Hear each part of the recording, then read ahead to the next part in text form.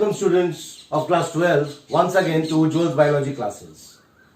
आज हम लोग नेक्स्ट और लास्ट टॉपिक देखने वाले हैं ट्रांसलेशन का. This is the last video which will be given to you for describing about the translation.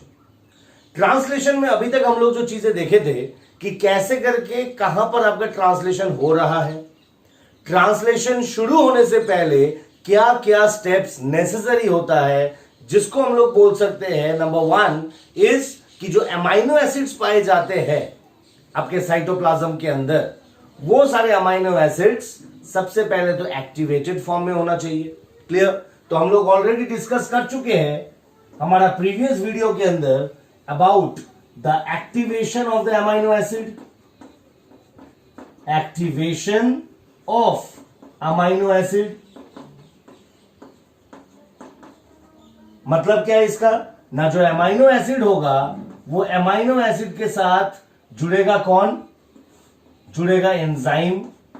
So amino acid, enzyme, और साथ में यहां पर क्योंकि आपका एटीपी चाहिए होगा एक्टिवेशन करने के लिए, तो ATP will be forming the AMP complex.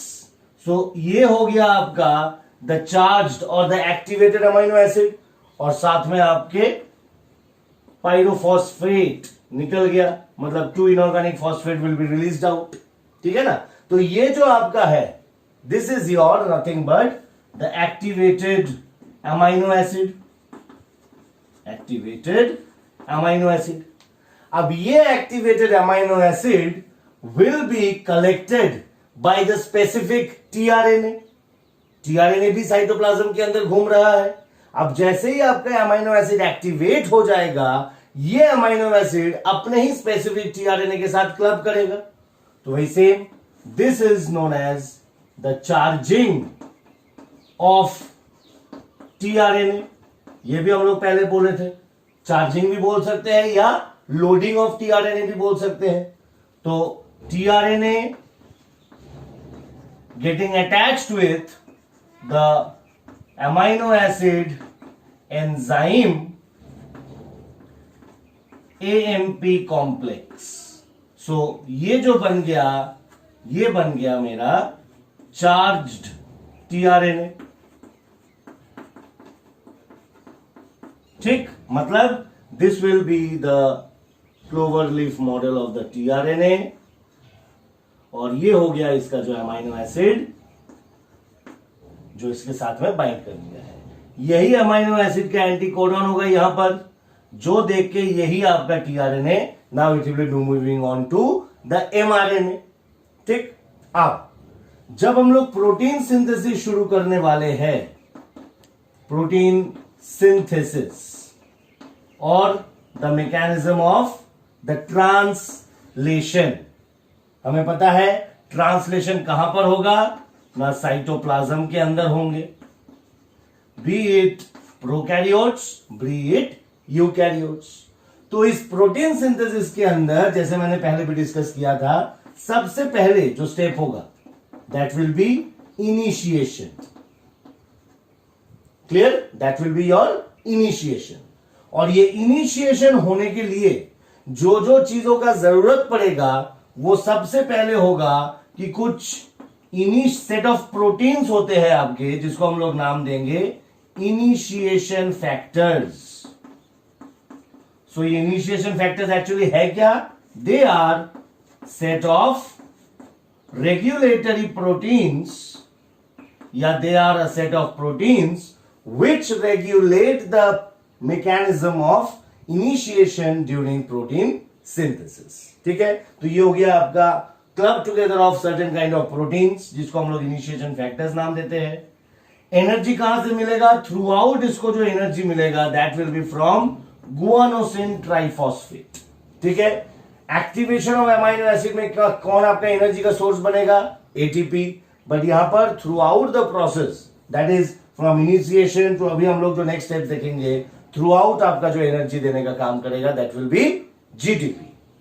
Apart from this we will be requiring higher concentration of magnesium 2+ ions.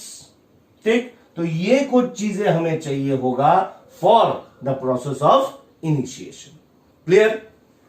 Second will be the elongation, मतलब एक्चुअली जहां पर आपका अमाइनो एसिड जुड़ता जाएगा और वो अमाइनो एसिड के लिए आपका एक प्रॉपर प्रोटीन चेन बनता हुआ चला जाएगा, तो उसको हम लोग नाम देंगे इलोंगेशन। ठीक जैसे यहां पर इनिशिएशन फैक्टर्स काम किए थे, यहां पर आपका काम करेगा कुछ इलोंगेशन फैक्टर्स, यहां पर काम करेंगे कुछ elongation factors. Again for the energy कौन देगा? जीटीपी देगा।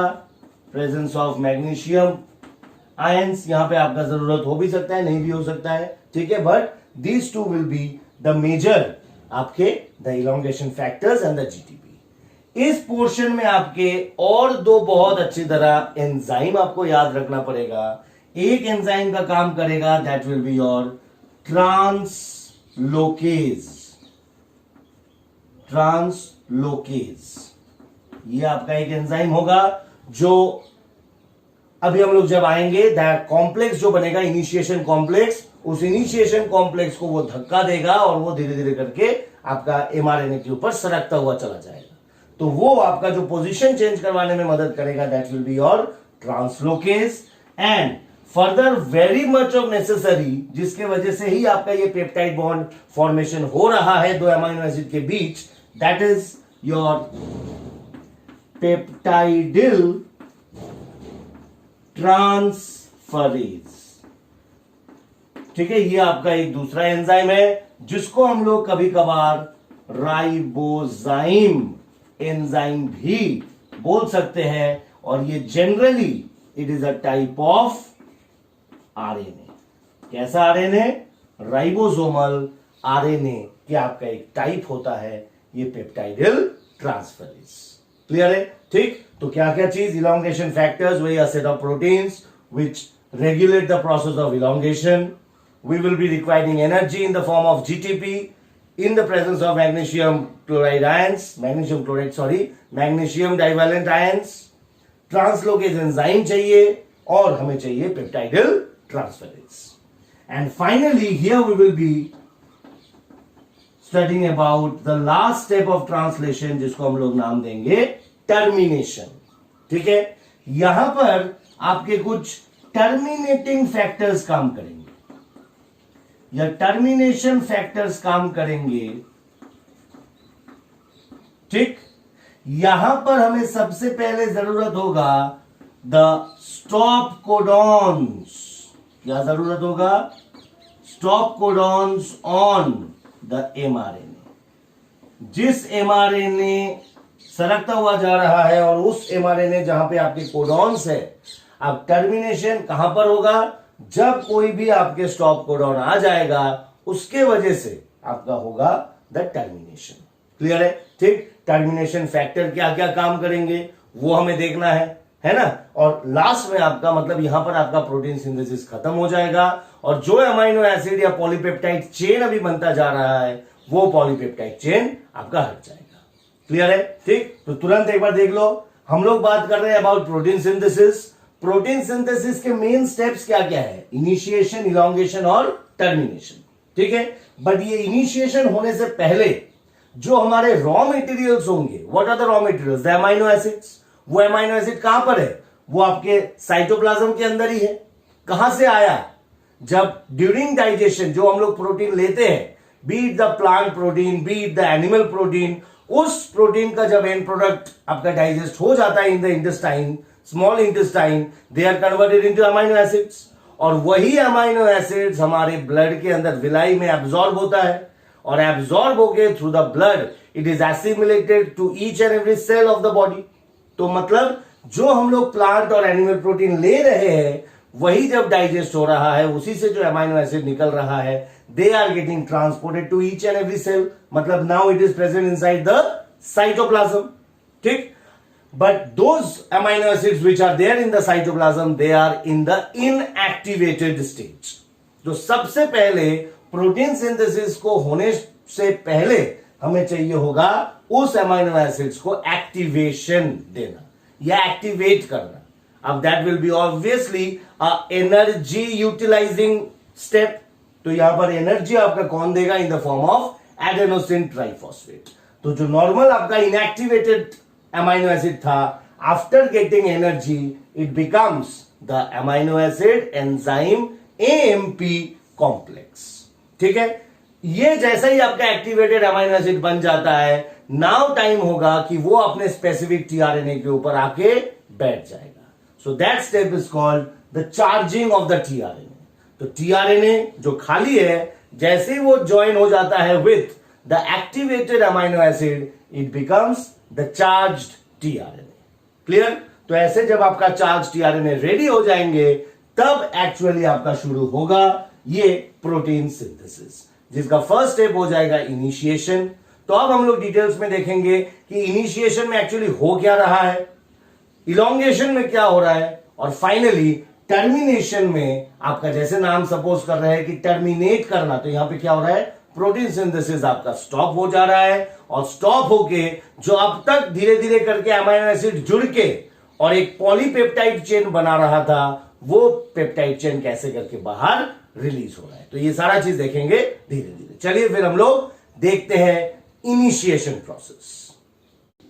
In the process of initiation,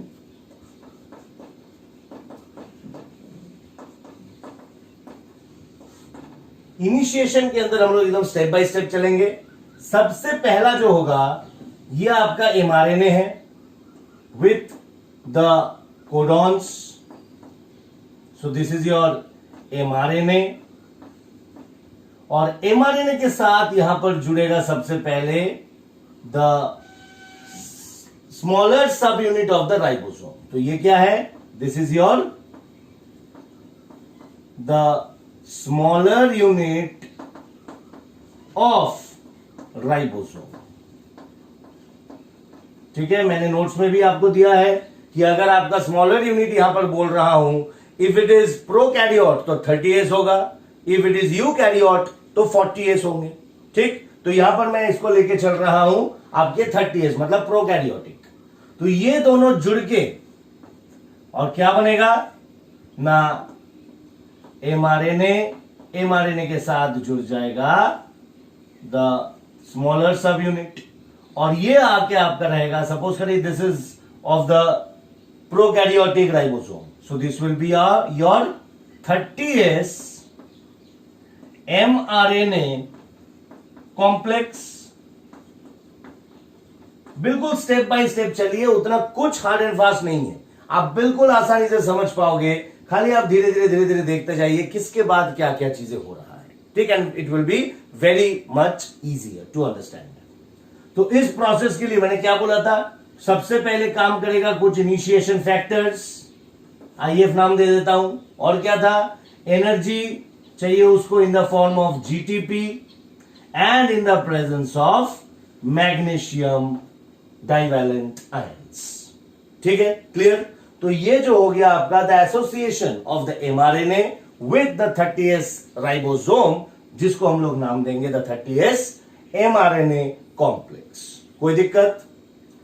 अगर मैं इसके नेक्स्ट स्टेप की बात करता हूं, तो अब यहां पर क्या है, सबसे पहले मेरे पास एमआरएनए है, एमआरएनए के साथ जुड़ा हुआ है कौन, द स्मॉलर सब यूनिट ऑफ द राइबोसोम। तो यहां पर जो आपके कोडॉन्स होंगे, सपोज इस कोडॉन को देखते हुए अब कौन आएगा इसके पास, टीआरएनए आएगा, और टीआरएनए के पास अपना अमाइनो एसिड होंगे। तो now this tRNA will be coming and it will be attaching itself with the amino acid, जिसका anticodon will be making a base pair with the codon. ठीक, क्लियर? क्या हुआ, समझ में नहीं आया? ये एमआरएनए था, एमआरएनए के साथ ये आपका राइबोसोम जो पहले से आपका स्मॉलर सब यूनिट जो ज्वाइन हुआ था, वो है एसोसिएशन। ठीक, अब इस mRNA has got the codons. Clear? तो सबसे पहला कोडॉन कौन सा होगा, कहां से शुरू होगा इनिशिएशन, ऑब्वियसली स्टार्ट कोडॉन। तो स्टार्ट कोडॉन मतलब जो एमआरएनए के ऊपर स्टार्ट कोडॉन होगा वो कौन सा होता है, एयूजी, हमें पता है। ठीक, तो ऑब्वियसली जो टीआरएनए के पास आपका कोड होगा that will be the complementary of this anticodon. तो U A C will be the anticodon for the which will be present on the tRNA जो ला रहा है। और हमें पता है कि ये जो एमाइनो एसिड है इसका भी हमें नाम पता है, AUG के लिए क्या होता है, मिथियोनिन। बट यहां पर मैं क्या पकड़ रहा हूं, प्रोकैरियोटिक। तो प्रोकैरियोटिक के अंदर जो पहला एमाइनो एसिड बनेगा वो कौन सा है, वो फॉर्माइल मिथियोनिन है या ना। This is your formyl methionine. Clear. तो ये जो कॉम्प्लेक्स पूरा आके बैठ गया यहां पर, इस कॉम्प्लेक्स को मैं क्या नाम दे सकता हूं, अभी तक क्या था, 30S mRNA, ये तो था ही मेरा। ठीक, इसके साथ साथ क्या जुड़ा, tRNA फॉर्मल मिथियोनाइल कॉम्प्लेक्स। कोई दिक्कत, देखो एकदम step by step. 30S mRNA मेरे पास था, अगर आपको ये लगे तो यहां पर आप उसके डायरेक्शन दे सकते हो, 5 prime to 3 prime. This is also 5 prime to 3 prime. This is also the 5 prime to 3 prime. तो हर जगह पे आपके जहां पर ये 30S mRNA था, यही 30S mRNA के साथ अब जुड़ गया tRNA, और tRNA के पास उसका अमाइनो एसिड कौन सा है, फॉर्माइल मिथियोनिन। ये पूरा का बना के एक कॉम्प्लेक्स स्ट्रक्चर बना रहा है। कोई दिक्कत। अगर आपका ये 40S mRNA मतलब आपका सब यूनिट है, स्मॉलर सब यूनिट है 40S इन प्रोकैरियोट, आपका यूकैरियोट्स, तो ये क्या हो जाएगा, ये फॉर्माइल मिथियोनिल नहीं हो जाएगा, ये सिर्फ और सिर्फ मिथियोनिन हो जाएगा। क्लियर। लास्ट, अच्छा इसमें भी आपका काम क्या क्या करे, तो ये आपको आंख बंद करके लिख देना है, इनिशिएशन फैक्टर्स, GTP और मैग्नीशियम आयंस। ठीक, क्लियर। नाउ अब एक इनिशिएशन कॉम्प्लेक्स जो आपका बनेगा, वो इनिशिएशन कॉम्प्लेक्स तभी बनेगा जब इस स्ट्रक्चर के ऊपर आके the larger sub unit of the ribosome बैठ जाएगा। क्लियर। तो अभी हमारे पास क्या है, we have the specific mRNA that is from 5 prime to the 3 prime. We have the smaller subunit of the ribosome, that is 30S. We have the tRNA with the associated amino acid. This is the anticodon, और ये mRNA के ऊपर उसका codon होगा, तो ये आपका बैठ रहा है। क्लियर। यहां तक तो हमारे पास है 30S mRNA tRNA, उसका जो अमाइनो एसिड है दैट इज फॉर्माइल मिथियोनिल कॉम्प्लेक्स अभी तक है। यहां पर आके अब बैठ जाएगा द लार्जर सब यूनिट। यहां पर आगे कौन बैठा, the larger sub unit of the ribosome आके यहां पर बैठेगा। अब मैं आप सोचिए, मैंने आपको बताया था कि जो लार्जर सब यूनिट होगा, it will be having 3 space, the P site, the A site and the E site. ठीक। पेप्टाइड जो आपका ट्रांसफरेंस आपका होगा that will be your the P site, peptide land करेगा। यहां पे अमाइनो एसिड अराइवल साइट, इसीलिए A साइट बोला जाता है, and E site is your exit site. ठीक। अब जब आपका इनिशिएशन कॉम्प्लेक्स तैयार होगा, मतलब अब यहां पर आपका एक इनिशिएशन कॉम्प्लेक्स बन गया है। अब इनिशिएशन जो प्रोसेस था वो कंप्लीट हो चुका है और पूरा का पूरा एक इनिशिएशन कॉम्प्लेक्स बन के तैयार हो गया है। अब यहां पर हमें क्या याद रखना है, नहीं यहां पर जो ये आपके 3 साइट्स थे, इनमें से सिर्फ और सिर्फ P साइट में ही आपका जो tRNA बैठेगा, द फर्स्ट tRNA और द इनिशिएटेड tRNA भी नाम दे सकता हूं मैं, इसको मैं नाम दे सकता हूं initiated tRNA. So during the formation of the initiation complex, where will be the initiated tRNA placed on the larger subunit of the ribosome? Now it will be only placed at the P site, whereas both E and A will remain vacant.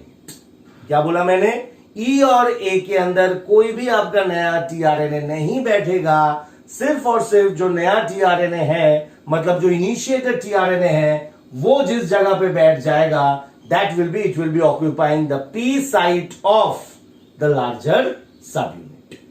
कोई दिक्कत हुआ समझने में? कोई दिक्कत? तुरंत एक बार देख लो और एक बार। ये आपका हम लोग पढ़ रहे initiation, the first step of the protein synthesis.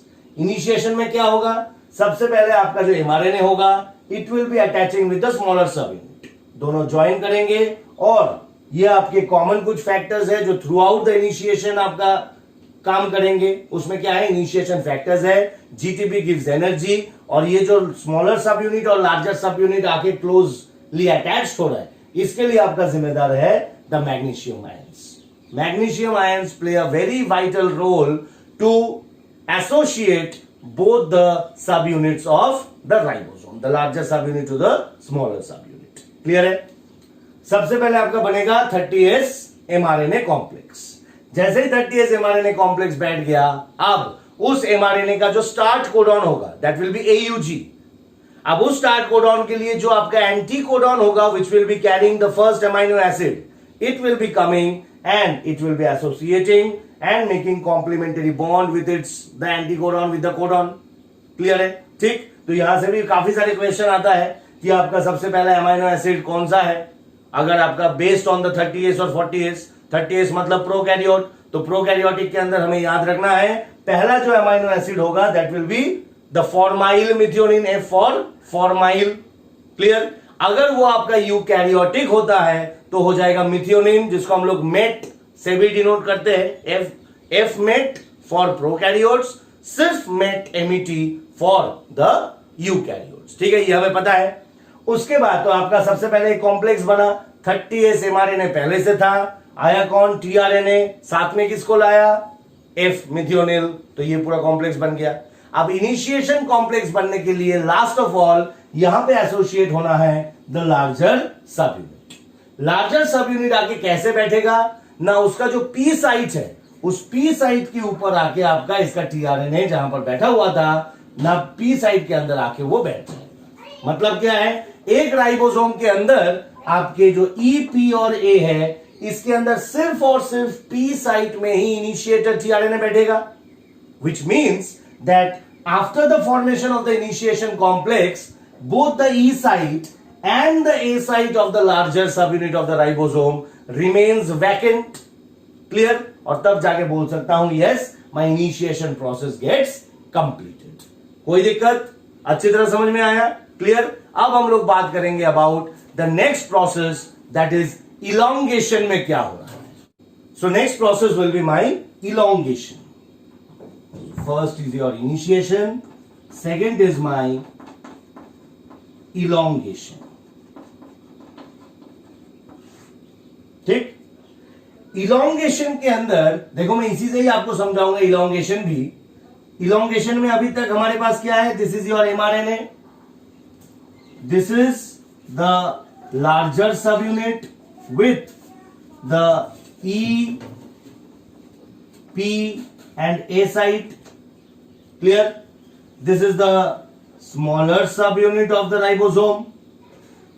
ये आपका अभी तक जो टीआरएनए इनिशिएटेड टीआरएनए में बैठा हुआ है विद अमाइनो एसिड 1। क्लियर? ये इसके साथ बैठा हुआ है। अब इलोंगेशन के अंदर मैंने क्या बोला था? सबसे पहले काम करेगा इलोंगेशन फैक्टर्स, और इलोंगेशन फैक्टर्स काम करने के साथ साथ यहां पे और 2-3 चीजें करेंगे काम। क्या चीज? देखिए अच्छी तरह। अब यहां पर ऑब्वियसली द नेक्स्ट कोडॉन होंगे, क्योंकि ये एमआरएनए में तो आपका फुल ऑफ कोडॉन्स है। ठीक? तो ए साइड में जो आपके कोडॉन होगा, तो उस कोडॉन के लिए जो टीआरएनए होगा जिसके पास अमाइनो एसिड सेकंड है, वो अब बेस्ड ऑन द एंटीकोडॉन ये अब आके यहां पर जुड़ेगा इसके साथ। क्लियर? और क्या हुआ? यहां पर बैठा, यह आपका जो नया अमाइनो एसिड आया, ये अमाइनो एसिड आके और इस टीआरएनए के साथ it will be sitting in the A site. ठीक? अब जैसे ही ए साइट में बैठा, अब दिमाग आप ये सोचिए कि ये जो 2 अमाइनो एसिड है, ये दोनों अमाइनो एसिड आपके कैसे हैं? Both are charged amino acid. ये जो पहला पी साइट में आपका बैठा था, this is your initiated tRNA, तो इनिशिएटर टीआरएनए के ऊपर तो पहला अमाइनो एसिड वो भी चार्ज है। जो सेकेंड ए साइट में आके आपका न्यूली अराइवल हुआ टीआरएनए का, उसके पास भी जो अमाइनो एसिड है, both are the charged amino acid. तो ऐसे दो चार्ज्ड अमाइनो एसिड जब आपका एक साथ जुड़ता है, ठीक, there is a bond formation between them and that bond is known as the peptide bond. कोई दिक्कत समझ में आया? तुरंत देख लो कि पेप्टाइड बॉन्ड बनता कैसे है, उसके बाद हम लोग फर्दर स्टडी करेंगे। Peptide bond formation, bond formation क्या हो रहा है ना? मैंने क्या बोला, पेप्टाइड बॉन्ड किन के बीच फॉर्म करेंगे? टू चार्ज्ड अमाइनो एसिड्स, ठीक है। तो अगर अमाइनो एसिड का मैं आपका स्ट्रक्चर ड्रॉ करूं, सो R1 R2 COOH और इधर एक अमाइन ग्रुप रहेगा, ठीक, this is one amino acid. ठीक, ऐसा ही there will be another amino acid R1 R2, this will be COOH, और यहां पर मैं बॉन्ड बनाने के लिए N with hydrogen and hydrogen NH2, this is the amine group. Clear? अब ऐसे जब आपके दो अमाइनो एसिड साथ साथ जुड़ा, कोई बच्चा ये समझ में आया? NH2 लिखा है मैंने यहां पर, तो मैंने यहां पे N से बॉन्ड करके और दो अलग अलग हाइड्रोजन लगा दिया है, सेम, ठीक है। क्यों किया मैंने ऐसा, अभी समझ में आएगा। क्योंकि बॉन्ड फॉर्मेशन के लिए वाटर का रिमूव होना जरूरी है। तो यहां पर कोई भी इन दोनों में से एक hydrogen will be attaching with the OH of the COOH। Clear है? ठीक, तो इसका आपका H और COOH का OH मिला के the water will be release out, है कि नहीं? ठीक, और जैसे ही वाटर रिलीज आउट हो जाता है, इन दोनों के बीच जो बॉन्ड फॉर्मेशन होगा, उस बॉन्ड को ही हम लोग नाम देंगे द पेप्टाइड बॉन्ड।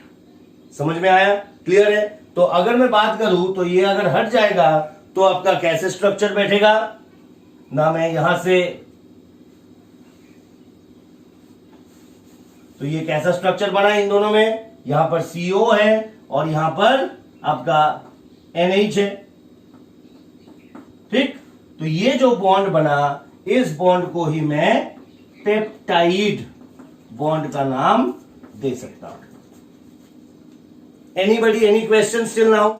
काफी बार नीट में ये पूछा गया है कि ये जो प्रोटीन सिंथेसिस हो रहा है या पेप्टाइड बॉन्ड का फॉर्मेशन होगा, ये पेप्टाइड बॉन्ड का फॉर्मेशन किस से किस डायरेक्शन में होगा ना? आपको याद रखना है N to C।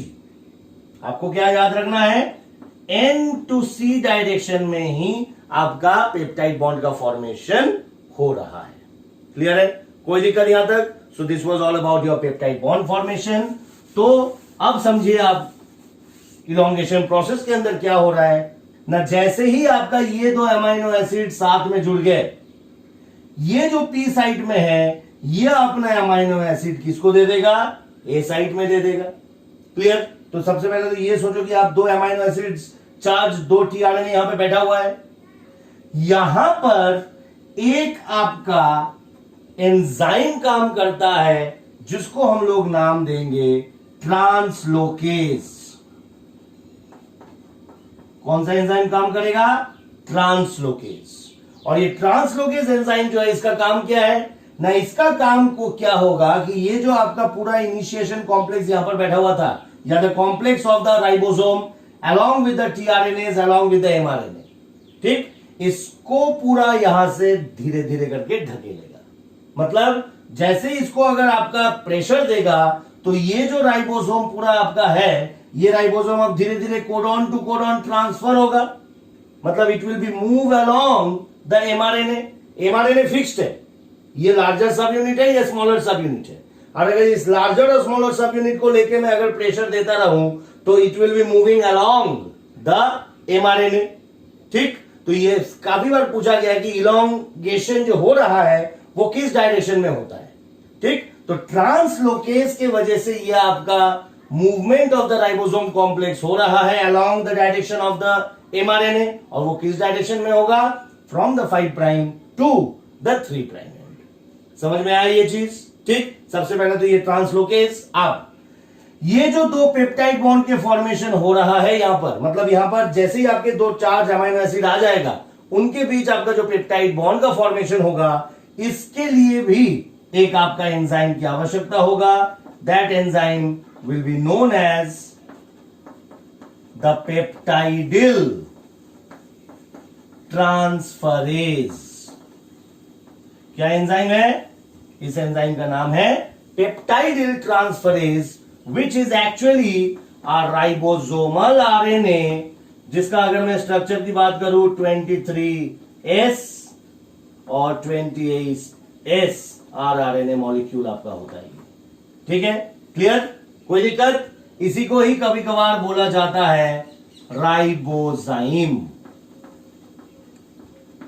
ठीक, अगर ज्यादातर प्रोकैरियोट्स के अंदर इसी को हम लोग राइबोजाइम के नाम से भी जानते हैं। ठीक, एक्चुअली ये करता क्या है ना, मैंने आपको अभी बोला था कि दिस इज योर एमआरएनए, ये 5 प्राइम होगा और ये 3 प्राइम होगा। अब ये आपका देख रहे हैं हम लोग कि अब दिस वाज योर इनिशिएटर, ये उससे बाद में और ये उसके बाद में, ऐसे करके चलता जा रहा है।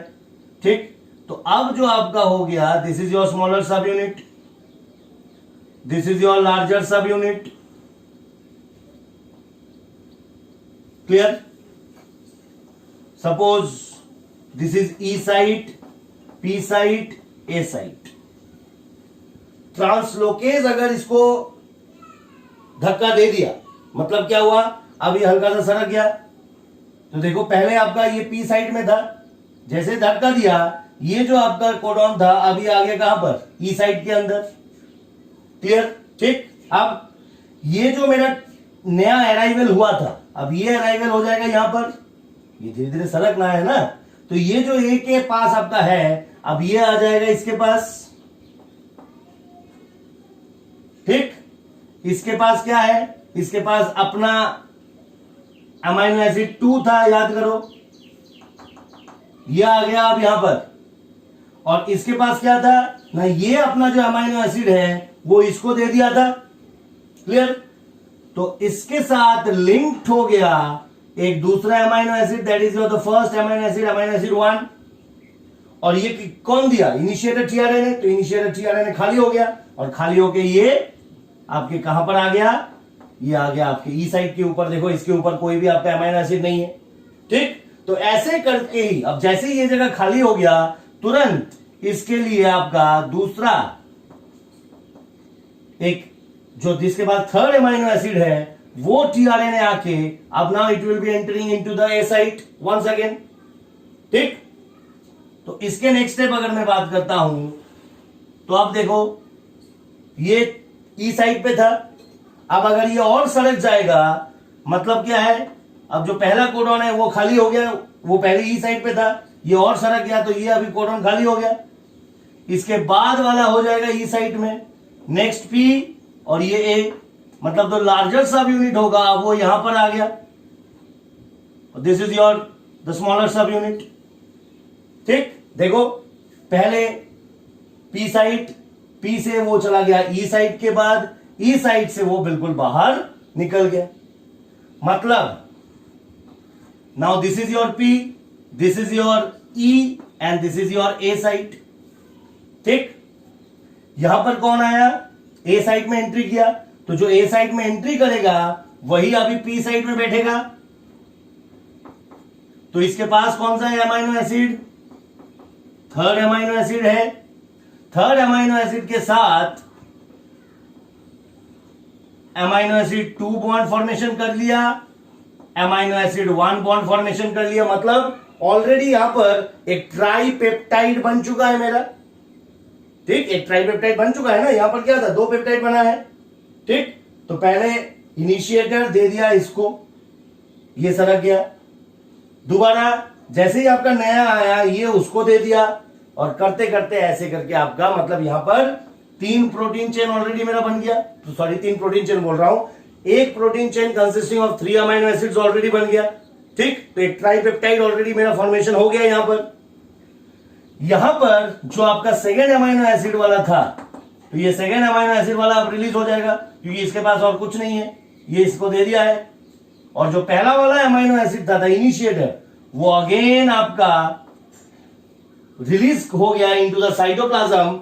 Now it will again attaching with वही सेम आपका कोई एक्टिवेटेड अमाइनो एसिड के साथ जुड़ेगा और जुड़ के again it will be forming, जहां से आपका शुरू होगा अगेन AUG जहां पे रहेगा वहां पर आके फिर बैठेगा। तो ऐसा करके ये चलता जाएगा, सरकता चला जाएगा from one codon till the next codon. Clear? और ये कब तक होता जाएगा? जब तक कि आपका जो लास्ट कोडॉन है वो लास्ट कोडॉन एक स्टॉप कोडॉन ना हो जाए, या not only last codon, beat आपके सपोज करिए दिस इज योर mRNA यहां से चालू हुआ और काफी सारे ऐसे आपके कोडॉन्स है, ठीक। अब मान लीजिए ये कोडॉन ही आपका एक स्टॉप कोडॉन हो गया, ठीक। मतलब क्या है इसके अंदर, इसलिए तो आपका एक अमाइनो एसिड बना, इसके लिए दूसरा अमाइनो एसिड बना। स्टॉप कोडॉन के लिए कोई अमाइनो एसिड नहीं बनेगा, मतलब आपका प्रोटीन सिंथेसिस वहीं पे खत्म, ठीक। तो that will be understanding by the last step which will be my the termination. Elongation समझ में आया? कुछ भी नहीं है आपका, यहां पर दो खाली एंजाइम याद रखना है। एक तो पेप्टाइडिल ट्रांसफरेज, वो पेप्टाइडिल ट्रांसफरेज क्या करेगा, कहां पे ना, जब पी साइट पे पहले आपका अमाइनो एसिड मतलब टीआरएनए बैठा अमाइनो एसिड को लेके, ए साइट में दूसरे का एंट्री हुआ, पी साइट में जो बैठेगा वो अपना अमाइनो एसिड दूसरे को दे देगा। और ये जो अमाइनो एसिड ट्रांसफर हो रहा है, linking of the peptide bond हो रहा है, that is due to the enzyme peptidyl transferase.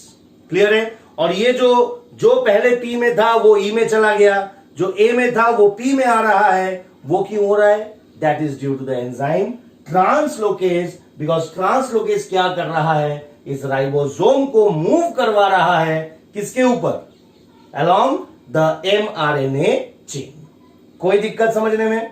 ठीक। तो दिस इज योर इलोंगेशन। और अब हम लोग बात करेंगे अबाउट द टर्मिनेशन। तो termination is your last process in the protein synthesis, क्योंकि उसके बाद मेरा प्रोटीन चेन अलग हो जाएगा। तो इसके अंदर क्या होता है एक बार देख लेते हैं। So this is the third and the last step, termination. ठीक। टर्मिनेशन के लिए अभी तक हमारे पास सपोज करो कई सारे ऐसे कोडॉन्स हो चुके हैं, और अब हमारा जो राइबोसोम है, द लार्जर राइबोसोम, वो यहां पर बैठा हुआ है suppose, and this is your smaller सब यूनिट। ठीक।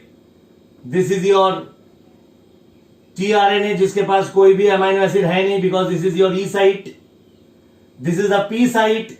तो ऑब्वियसली यहां पर जो अमाइनो एसिड बैठेगा उसके पास सपोज करो this is amino acid 4 linking with amino acid 3 linking with amino acid 2 linking with amino acid 1। ठीक। तो ये एक टेट्रापेप्टाइड चेन हो गया। अब टर्मिनेशन के लिए, टर्मिनेशन कब होगा? जब ऐसे प्रोटीन आपका जो आपके राइबोसोम कॉम्प्लेक्स है, ये कॉम्प्लेक्स अगर सरकते सरकते ऐसा एक कोडॉन के अंदर आ गया, जो कोडॉन होना चाहिए कैसा? Stop codon. और हमें पता है स्टॉप कोडॉन कितने टाइप के होते हैं? 3 टाइप के होते हैं। क्या मैंने नाम दिया था? आज, आ और जा।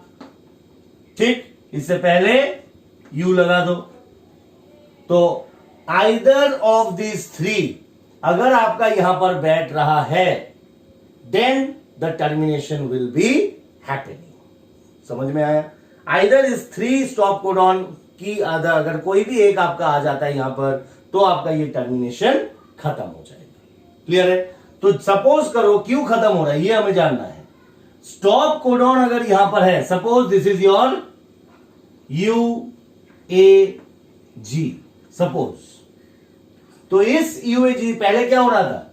टीआरएनए आ रहा था with a specific amino acid. यहां पर स्टॉप कोडॉन के लिए आपका टीआरएनए नहीं आएगा, बिकॉज स्टॉप कोडॉन के लिए कोई भी अमाइनो एसिड नहीं कोड हो रहा है। ठीक है, तो जैसे यहां पर टीआरएनए नहीं आया, मतलब क्या है, ये जगह खाली हो गया, जो ए साइट है वो खाली हो गया, जो ट्रांसलोकेज है वो तब भी आपका काम कर रहा है, मतलब ये जो पोर्शन होगा ये अब सरकेगा यहां पर और ये खाली का खाली ही रह जाएगा। तो जैसे ही ये खाली जगह इधर आ जाता है, पी साइड पे आ जाता है, यहां पर आपका जो टर्मिनेशन फैक्टर है, जो टर्मिनेशन फैक्टर होगा, this termination factor will be sending a releasing factor, और ये releasing factor will be adding a water molecule।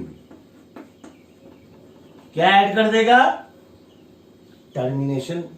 धीरे धीरे समझो, ये जो टर्मिनेशन में मैंने क्या बोला, टर्मिनेशन कब खत्म होगा, जब आपका वो एमआरएनए स्टॉप कोडॉन तक आ जाएगा।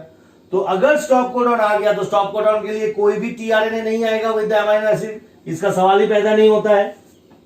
ठीक, तो अब क्योंकि ट्रांसलोकेज आपका सरकता हुआ जा रहा है इसको, तो now this will be moving the position, तो ये खाली जगह आ जाएगा आपके पी के अंदर और तभी आपका जो टर्मिनेशन फैक्टर है वो काम करेगा and it will be releasing a factor and will be adding a water molecule. जैसे ही वाटर मॉलिक्यूल ऐड हो जाता है तुरंत क्या हो जाएगा ना, this is your the larger sub unit, the smaller सब यूनिट, और ये जो लार्जर सब यूनिट होता है उसके यहां पर एक टनल टाइप का रहता है।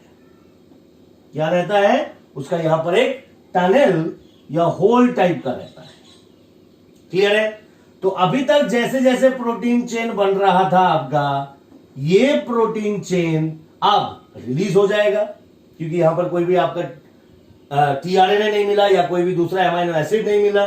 तो अब ये धीरे धीरे आपका it will be releasing out, या जिसको हम लोग नाम दे सकते हैं, जो पॉलीपेप्टाइड बना मेरा, this polypeptide is released out of the complex. ये जो कॉम्प्लेक्स मेरा था राइबोसोमल कॉम्प्लेक्स, इस राइबोसोमल कॉम्प्लेक्स से बाहर निकल गया। पहला स्टेप, तो ये पहला चीज हो रहा है। इसके बाद क्या होगा ना, क्योंकि रिलीजिंग फैक्टर और टर्मिनेशन फैक्टर बार बार काम कर रहा है यहां पर, तो ऑब्वियसली यहां पर सबसे पहले there will be no magnesium chloride ions which are being secreted right now. तो ऑब्वियसली इनके जो एसोसिएशन है वो भी टूट जाएगा। मतलब क्या है, एमआरएनए अलग हो गया, एमआरएनए के पास बाइंड कौन करके रखा था, द स्मॉलर सब unit and the larger sub unit, तो ये दोनों भी अलग हो गए। ठीक, क्लियर, समझ में आया? तो ये आपका हो गया अबाउट द टर्मिनेशन। तो टर्मिनेशन में क्या हो रहा है, सबसे पहले बात आ जाएगा स्टॉप कोडॉन का। स्टॉप कोडॉन के लिए कोई भी अमाइनो एसिड का नया सिंथेसिस नहीं हो रहा है, और नहीं होने के कारण सबसे पहले आपका यहां पर जो रिलीजिंग फैक्टर है वो एक वाटर मॉलिक्यूल ऐड कर रहा है और आपका यहीं से पॉलीपेप्टाइड चेन रिलीज हो जा रहा है। क्लियर? ठीक। आफ्टर दैट, क्योंकि यहां पर आपका कोई भी मैग्नीशियम आयंस का कोई कंसेंट्रेशन नहीं है, बहुत ही घट गया है, तो इनके बीच ये जो कॉम्प्लेक्स स्ट्रक्चर बना था, the association of the larger smaller along with the mRNA, वो भी टूट गया, डिसोशिएट हो गया और सारे अलग अलग होके साइटोप्लाज्म में बिखर गए। कोई दिक्कत? कोई दिक्कत? अच्छी तरह समझ में आया? अब मैंने आपको नोट्स में एक चीज थोड़ा सा समझाया था, by which I will be ending today's lecture, that is जो प्रोटीन बन रहा है या प्रोटीन जो पॉलीपेप्टाइड चेन अभी बना, वो पॉलीपेप्टाइड चेन, जो प्रोटीन आपका न्यूली सिंथेसिस हो रहा है, वो अब दो तरीके के हो सकता है। एक कि वो खुद के सेल के अंदर जो एंजाइम्स है,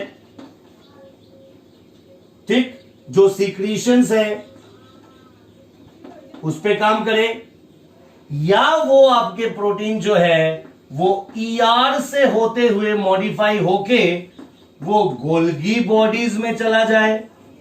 और गोल्गी बॉडीज में जाके अच्छी तरह पैकेजिंग होके वो अब डिलीवर होने के लिए वेट करें। एक जो आपके प्रोटीन बन रहा है, it is used up inside the cell as the enzymatic proteins, या दूसरा हो जाएगा कि वो जो प्रोटीन बना वो ईआर के अंदर से जाके गोल्गी बॉडीज में जाके, गोल्गी बॉडीज क्या है? Packaging centre of the things which are being manufactured in the ER. तो ये गोल्गी बॉडीज के अंदर यही आपका प्रोटीन बनके पैकेज होके अब ये डिस्ट्रीब्यूट होने के लिए तैयार है, डिलीवर होने के लिए तैयार है। तो ये प्रोटीन कौन सा होगा ना, हमें याद रखना है कि ऐसे जो सेल के अंदर ही काम करेगा, ये प्रोटीन जो बन रहा है ऐसे करके, these are through the free ribosomes in the cytoplasm।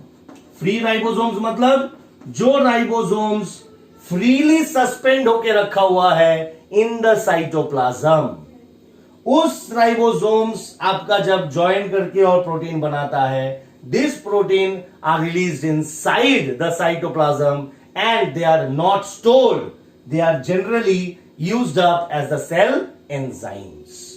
clear? but वो राइबोसोम जो कि आपके इस ईआर के ऊपर बैठा हुआ है, तो ईआर के ऊपर अगर राइबोसोम होगा तो वो कौन सा टाइप ऑफ राइबोसोम होगा? Generally rough endoplasmic reticulum. तो दोज राइबोसोम्स, कौन सा यूनिट? जो लार्जर सब यूनिट है। तो दोज लार्जर सब units which are remain attached on the endoplasmic reticulum, मतलब जैसे कि मैंने बात किया, दिस इज योर, सपोज करो the larger sub unit, this is the smaller सब unit and this is your mRNA. मैंने बोला कि एक आपका ग्रूव रहेगा या टनल पोर्शन रहेगा, और ये जो लार्जर सब यूनिट है ये अटैच होके रहेगा with the endoplasmic reticulum. Clear? ऐसे कई सारे आपके एंडोप्लाज्मिक रेटिकुलम राइबोसोम लेके बैठा हुआ रहेगा। तो यहां पर जो पॉलीपेप्टाइड चेन बना आफ्टर टर्मिनेशन, यही पॉलीपेप्टाइड चेन ईआर के थ्रू चला जाएगा। ठीक?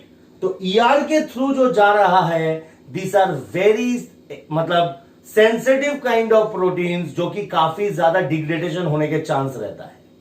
और अगर आपका ईआर के अंदर जा रहा है मतलब इसका बहुत अच्छी तरह प्रोटेक्शन मिल रहा है, कोई भी अमाइनो एसिड लॉस नहीं हो रहा है, और अब इस ईआर से they will be moving on to the Golgi bodies and finally they will be packaging and delivered outside. Clear है? आउटसाइड द साइटोप्लाज्म, मतलब जैसे हम लोग एंजाइम्स वगैरह बन रहा है, हार्मोन्स वगैरह बन रहा है, ठीक, तो वो जनरली आपका ईआर के अंदर ऐसे सिंक्रिएट होकर गोल्गी बॉडीज के अंदर से चला जाएगा। समझ में आया? कोई दिक्कत है? ठीक। कौन सा आपका प्रोटीन है या एंजाइम है जिसकी वजह से this association of the ER and the larger sub unit, ये बिल्कुल अच्छी तरह रखा हुआ है, याद रखना नाम, राइबोफोरिन।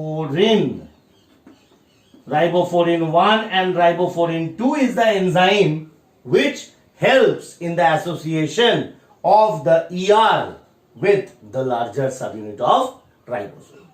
क्लियर है? कोई दिक्कत? तो ये रहा आपका ट्रांसलेशन। नेक्स्ट क्लास में हम लोग डील करेंगे with the gene regulation and finally we will be coming on to the three main major topics, that is the lac operon, the human genome project, and finally we will be ending this chapter with the DNA fingerprinting. ठीक? You will be supposing that बहुत ज्यादा लंबे समय तक मैं एक chapter को दे रहा हूं, उसका मतलब वजह है क्योंकि अगर मैं आपके रिवाइज वर्जन से चलूं, पहले आपका जो unit, this unit consisted of 3 chapters, that is it was the Mendelian genetics, molecular genetics और फाइनली द एवोल्यूशन। और इन तीनों चैप्टर मिला के आपका 18 नंबर का क्वेश्चन आता है, अगर मैं बात करूं सिर्फ बोर्ड के लिए। इस बार after the revision of the जो 30% आपका रिवीजन हुआ है, वहां से एवोल्यूशन को हटा दिया गया है। ठीक? तो रह गया आपका मेंडेलियन जेनेटिक्स और molecular genetics, but the weightage remains the same, that is 18 marks will be asked from these 2 chapters. So these 2 chapters becomes very very important for your CBSE board exams as well as your NEET exams. तो बहुत छोटे छोटे detail है इसके अंदर, क्योंकि ये अभी तक आपने कभी किए नहीं है, तो that's why I am spending most and most number of lectures in making you understand about the concepts of molecular genetics. अगर इसके बावजूद आपको कोई भी बच्चे को अगर किसी भी तरीके से डाउट लगता है, तो जैसे ये वीडियो खत्म होता है, मेरा नंबर और मेरा ईमेल आईडी मैं शेयर कर रहा हूं, you can just ask me any kind of doubts which is coming to your mind.